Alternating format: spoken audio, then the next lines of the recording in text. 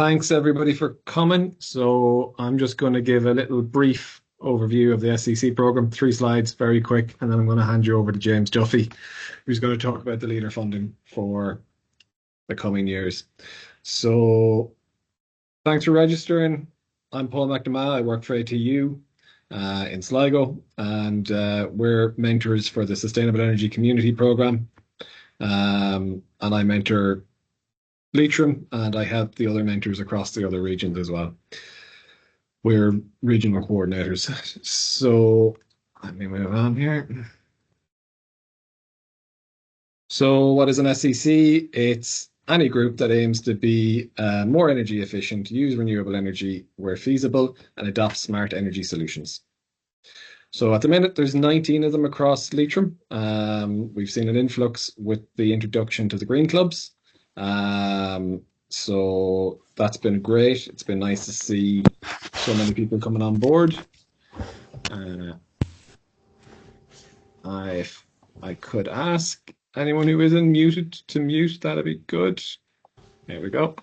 So that's my little bit done. So I'm going to hand you over to James Duffy. James, if you'd like to share your screen, and then we'll be back for some Q&A afterwards. That might be the important bit.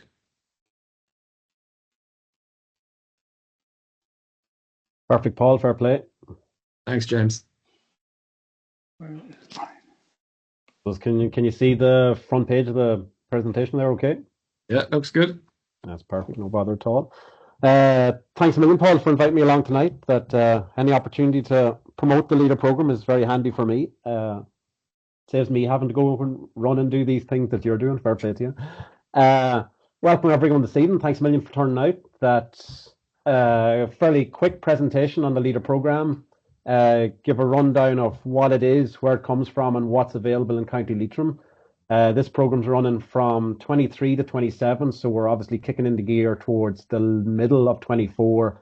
So the expectation is that this program will run into 28, possibly into 29, just like all leader programs do.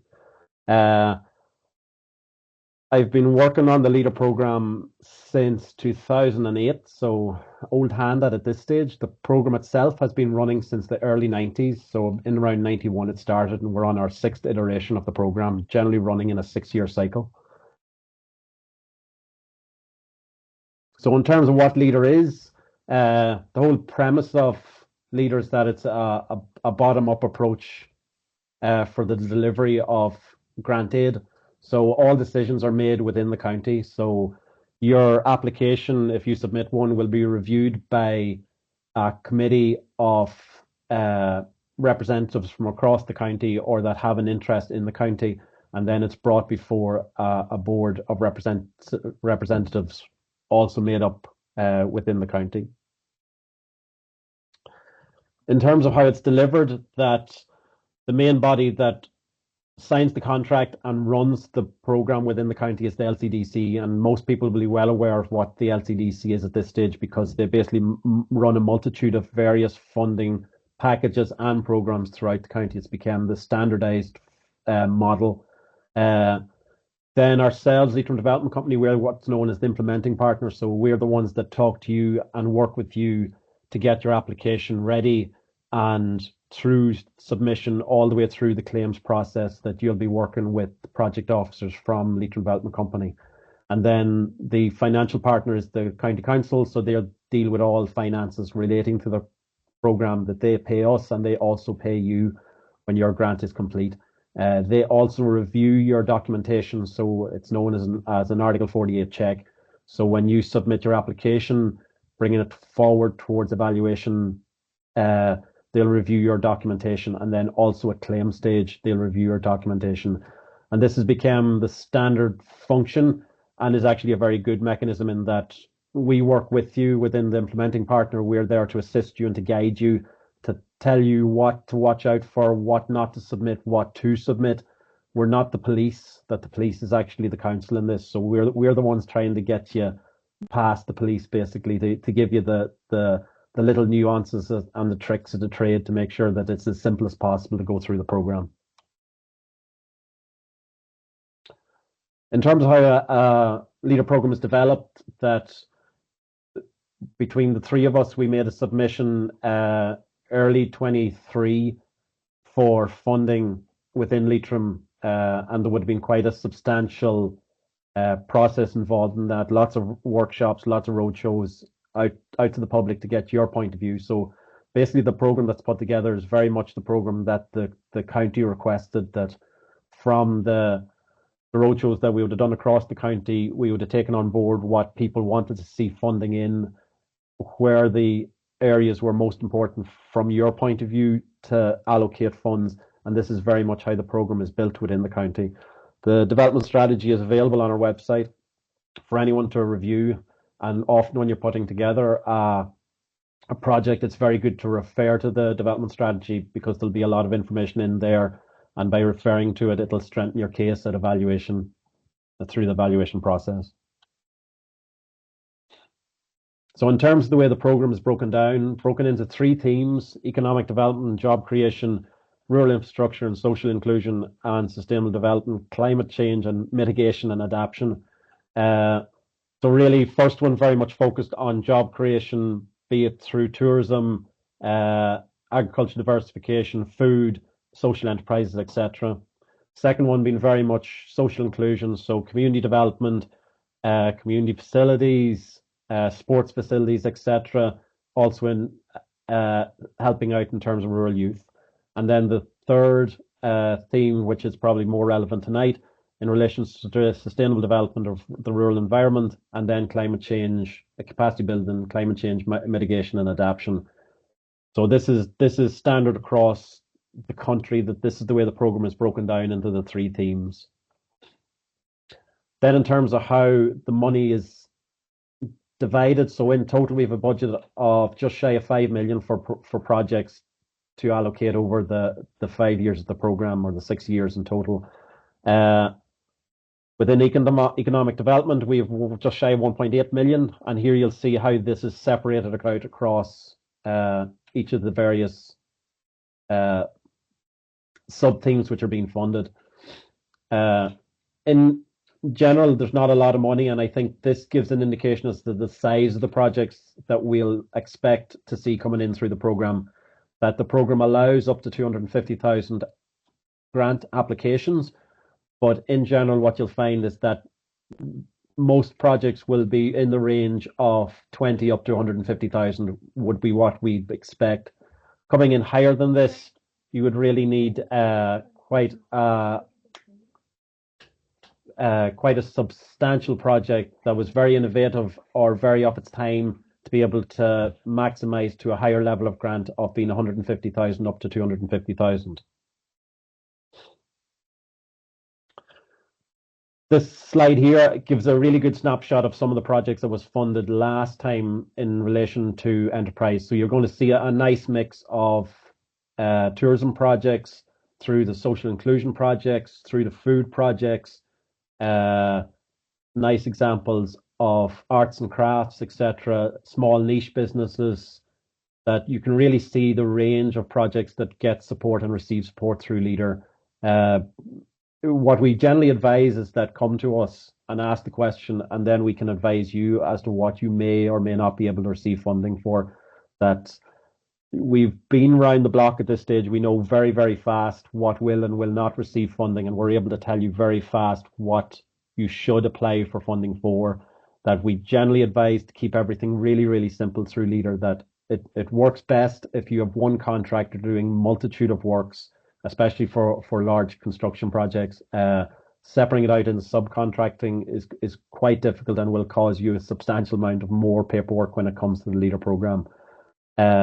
What we often find is that the businesses that are applying to us that are looking for one piece of equipment or one piece of machinery becomes a really, really simple project, and they find the process actually quite simple through the Leader program. On into rural infrastructure and social inclusion, slightly larger budget, 1.9 million as you'd expect.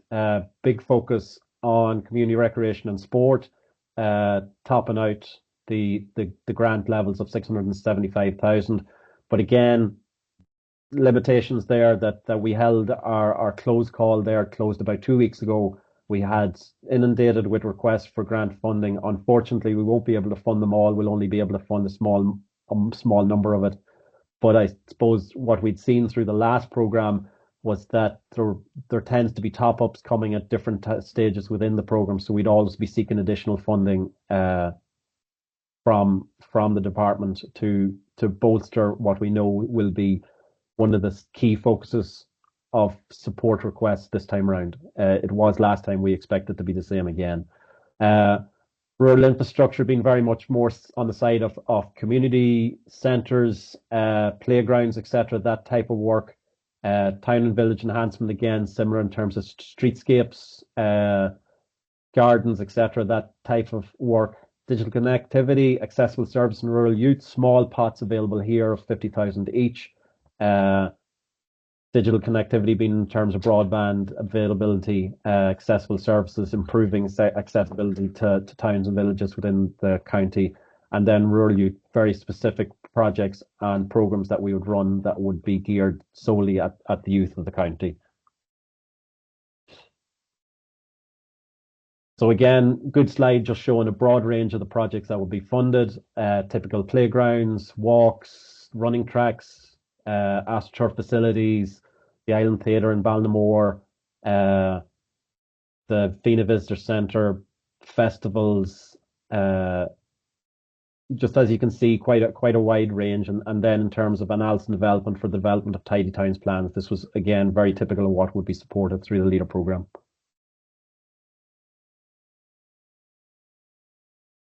So then into the third, rural environment and climate change.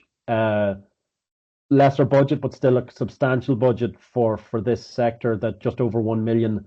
Again, it was seen within the public consultation process that there was and should be a focus on this in this programme, that we probably are double what we allocated in the last programme to this sector.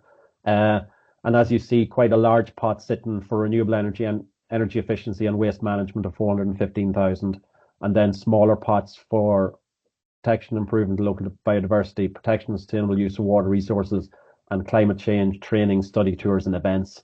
The fourth or the fifth one, biodiversity, water quality example projects, a budget of 500,000, just 500,000.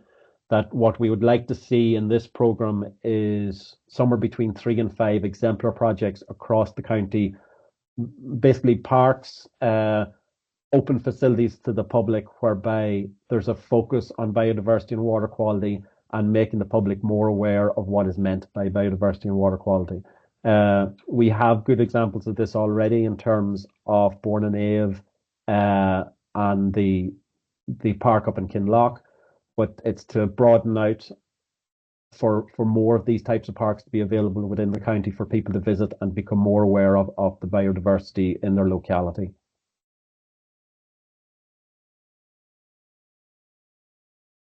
So within this, from the last program, you'll see a mix here. So the top two being Born and Ave, lovely walk through nature, the top three actually. And then you'll see a plethora of energy projects starting to kick in here too. So there was a really, really big focus in the last program on photovoltaic systems across community buildings and sports facilities. You're seeing a mix of PV systems from ranging in size. In the last program, we generally kept quite small, up to 6 kilowatt for single phase, up to 11 kilowatt for 3 phase. That this has been relaxed into this program. So when we done the focus in the last program was in 2018, it was quite new and quite innovative. That we've seen in the last few years, it's been a lot easier to increase this in terms of sizing. That towards the end of the last program, we've seen up to 11 kilowatt on single phase, and we were installing over 20-30 kilowatt on 3 phase. So we are expecting that in this program, the systems will be bigger, the battery installs will be bigger because the pricing on them has come down substantially. And again, the focus will be on PV, because from a point of cost perspective and value for money for the community organisation and the private business, these are the ones that makes economical sense when you're getting grant aid of 75%. On top of that, we like to see the organisations have a focus on energy efficiency and waste management as part of their application. So obviously, if an application comes in that focuses on renewable energy, but also has further strings to the bow in terms of energy efficiency works and waste management works, then they will score higher and stronger through the evaluation process. So as said in the last program, there was a really, really strong focus on PV projects. That was the one that we could prove was both environmentally beneficial and cost effective to the group. So a wide range of community organisations took this on board, and we installed quite a substantial amount of PV across the county, along with other additional energy saving add-ons that were part of the project. And then also the second list, the lower list, is private businesses, so private organisations coming in and tapping into the leader program to get support for quite substantial PV systems, and then in some cases doing other works along with it. So from top left round, so the 11 kilowatt ground mounted system for Katrina's Cottages up in Rossinver. Second picture down is an 8 kilowatt PV system installed at our own buildings in Drumshambo. The battery bank, I'm not 100% sure where that is. I'd have to research, go back and figure it out. It's been so long. Then the Mayflower in Drumshambo, the the Enterprise Centre in Drumshambo again, down at the water facility in Drumshambo, just by the what was the Armada, our own building in Drumshambo, Ahawillan GA Club, and then the top one is a ground mount system installed on the top of the cafe at Glencar Waterfall. So as you see, quite a nice range of varying different types of installations of PV scattered across the county. So it's not new at any stage, definitely not now. That I know for me, I was working on the first PV systems in the north are installed since the late 90s and are still working and working really well. There was a really big focus in the north when I worked in energy agencies there in the late 90s, early 2000s, and all them systems are still working great. And that everything here comes in terms of the PV panels, they tend to be sitting on a 20-25 year warranty. The inverter technology tends to be on an 8 to 10 year. The battery technology on a similar warranty. So it's tried and tested technology. Again, that's why we kind of focused on it from a community aspect. Community organizations are made up of volunteers. They don't need technology that they need to be poking at and tweaking with and getting someone out to fix every now and again. That hard to beat a technology that you just plug and play. It does everything it says on the tin and works from the get-go. And that really has been proven that it does what it says it's going to do. The performance and output matches pretty much perfect what's predicted, and we have long-standing evidence of that. So I have two simple case studies just to give an idea of what we would have done. Ahawillan GAA was the only GA club last time around that came through the program for funding and support. Project involved installation of single phase 6 kilowatt system with a 10 kilowatt battery bank. The project also included upgrade of existing floodlights to LED systems, and both systems complemented each other really well. And this was a really nice and tidy installation. In terms of the floodlighting, that they just bought the units themselves or bought the units through the grant process, and then they had their own electricians within the club that was able to install on the existing poles. So it wasn't a big expense. This time around, what we're saying is that what we'd like to see is that the focus is on the energy side. So we would require that the PV system, whatever your renewable energy side and energy efficiency side, was of higher value than the likes of floodlighting. If you're looking into floodlighting, where you're making an application for floodlighting alone, or where it's a substantial costing of floodlighting, then the advice is to go into the main program, because it wouldn't really be classified as being an energy efficiency project or a renewable energy project at that. In terms of total cost of project, just over 33,000, receiving grant aid of just shy of 25,000 back. The payback on a system like that, of this scale and this size, was going to be in the region of 3 to 4 years. So from the club's perspective, it was well worth doing, uh, and definitely will see them with substantial savings from year four onwards. Really nice system, and really tested the water from our point of view as to how to do it on a GA facility. The second one, just to get away from PV, it's not that PV is what the only renewable technology out there. It's not. There's quite a broad range that, and we welcome pretty much anything that. I've always said it within Leader. I look forward to the day that I get a really good and strong hydro system through the program. I haven't seen it yet. Worked with a few of them in the north. Never worked with one down here. It's complex, but without doubt, it is the best renewable technology that's out there. That you will never ever beat a hydro system in terms of performance and output. Would like to see some small scale wind, but again, wind, unless you're on a really good site with a prevailing wind, with very little obstructions, and you have planning permission in place for a high mast. In most cases, it's not something we advise. You don't want to put up something that's just a little bit of an ornament and that it's not producing what you think it's going to produce. We have a wind turbine ourselves here. We're in a really exposed site. It's never done anything close to what it was said to do in the books. But there is sites where it would make sense. It's a technology we really like to see an example of within the county and would like to see supported through Leader, but only where the case makes sense. And for the likes of ourselves and the advisors within the college, that you'll get stark advice from ourselves and themselves in terms of where and where not wind is feasible and would make sense. Also in terms of bioenergy, that not so much for sports facilities, but definitely in terms of some businesses and some large community venues, that switching across to a biomass heating system, or in the case that I'm showing you here, switching across to a heat pump system, really good options to take into account in terms of making savings and more, both environmentally and financially, switching to these types of technology.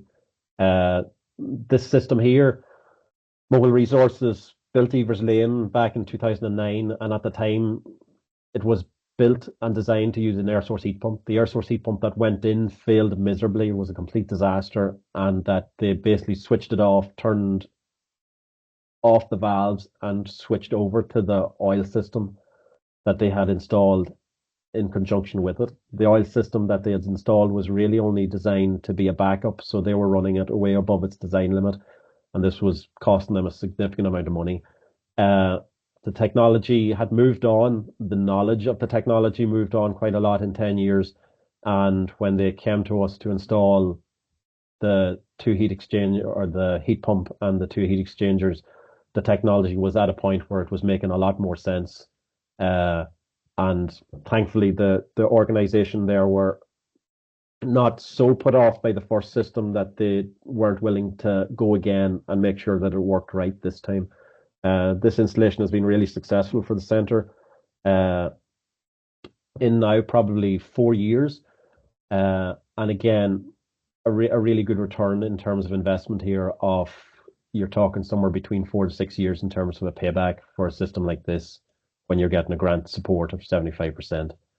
So total project cost 28,400, received 21,300 from ourselves, and so the cost of the group was just coming in over 7,000. So again, just something different to take into account, that when we talk about renewable energy, we accept all applications. So in terms of who can apply to Leader, that basically anyone can apply, as long as you're not an individual that isn't starting a business, or you're not part of a government or a national organization. That basically it's designed for organizations within the county, be it sole traders, farmers, any form of community organization, including clubs, societies, etc. That really it's quite broad in terms of who can apply to the program. But again, it's a case of just making contact with ourselves and asking who you are and would you be able to apply. And in general terms, the answer is yes. In terms of the amount of funding available and what funding can be got for, I've raised this point earlier in the presentation that there's availability of funding up to 250,000 in exceptional circumstances at a grant rate of 75% for capital investment. As I said earlier, we're not likely to see many of these. We'll probably see 4 or 5 in the program, very similar to what we would have seen last time around. Everything else will sit in the region of 20, 30,000 up to 150, 160,000. That's where we really see the most projects coming through the program. That's the rate and the amount of money that most projects will apply for.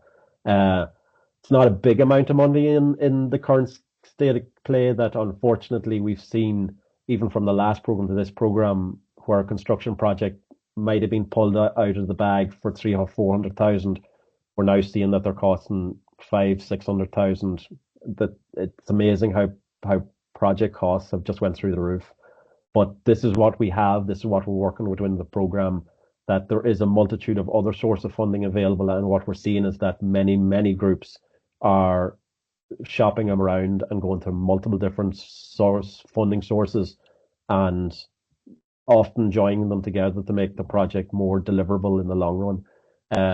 There's nothing to stop you doing that. The only limitation within Leader is that the other funding sources cannot be from a European fund, but in general terms, the majority of them that are coming through the likes of local authorities are not anyway. So there is that opportunity there to match from multiple sources.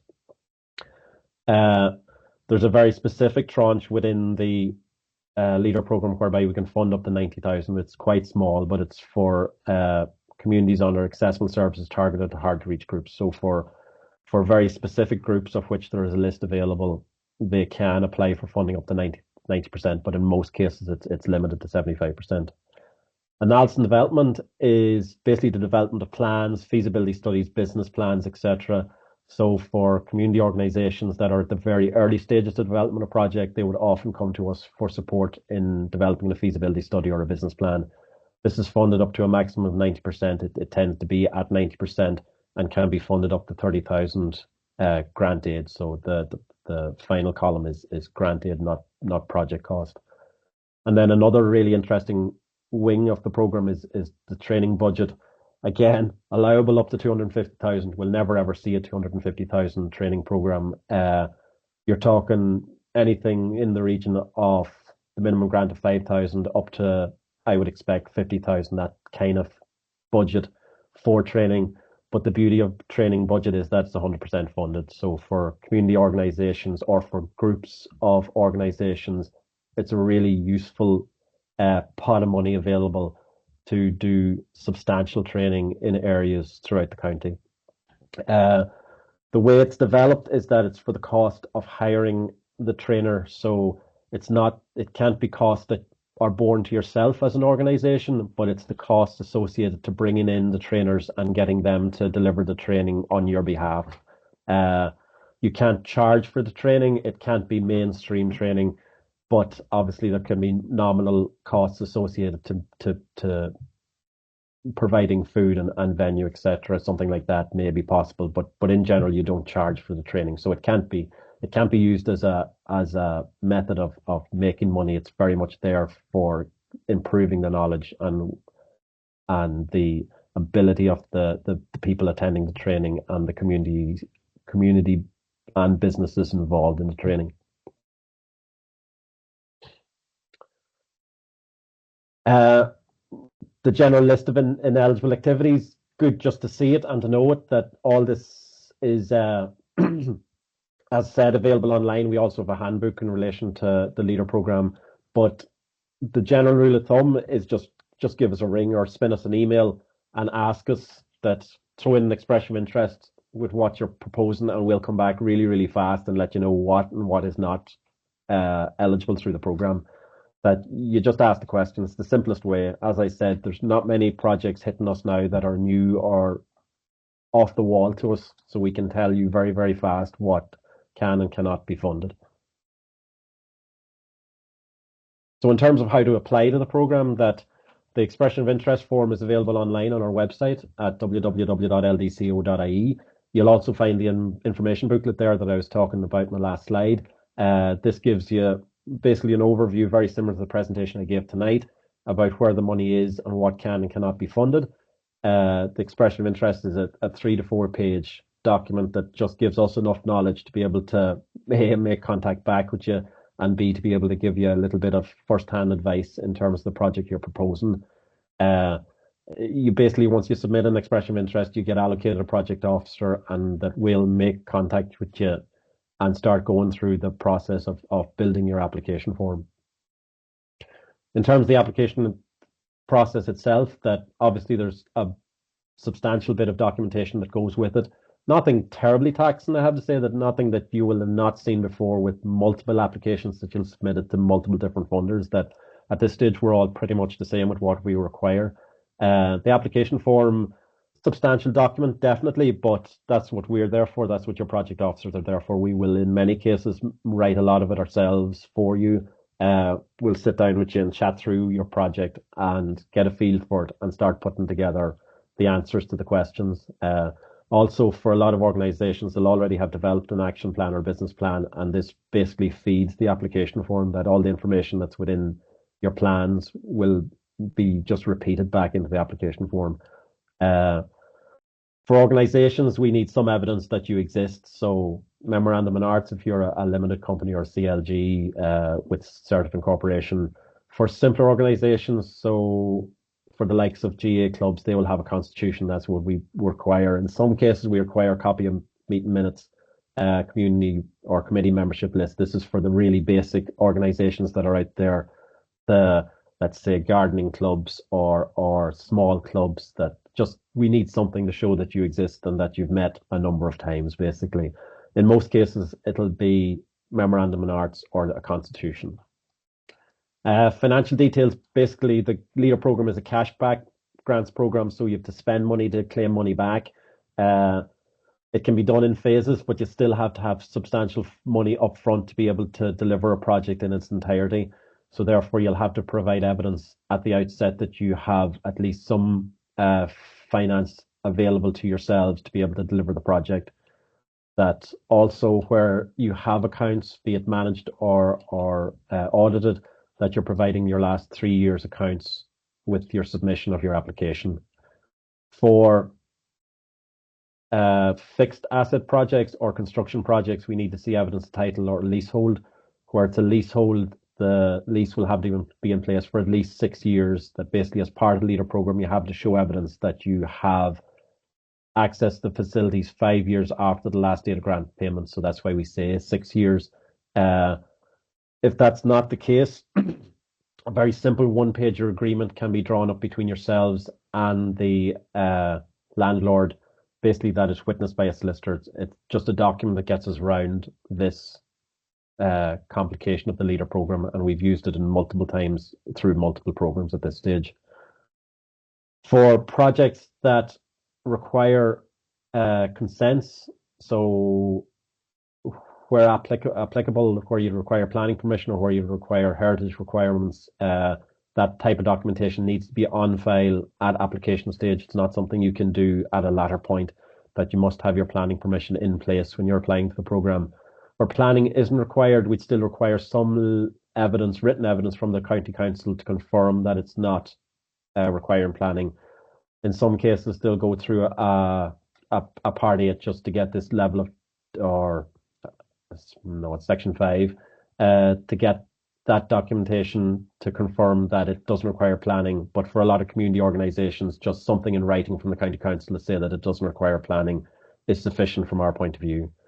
A big part of any leader application, is the procurement process. It's a complex process for larger projects, a lot simpler for smaller ones. So the limitations for e-tenders has increased since the last program. So for projects less than 200,000 ex VAT, quotations are still sufficient. So for construction projects, having requested 5 quotes with a specification is sufficient evidence of having done procurement. And then having, where we say at least 2 on file, we say 2 on file purely because it shows evidence of good value for money, you're required to go with the lower quote in that case.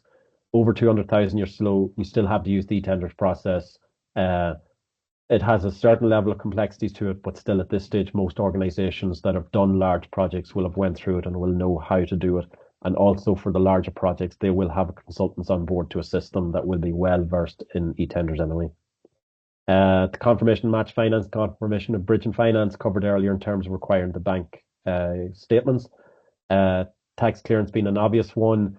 We just need to see evidence that your tax is in order at application stage. And then on payment stage, we also need to check this. And then for organizations that are not VAT registered, you'll have to provide evidence from revenue or a print screen from ross.ie to show that you're not VAT registered.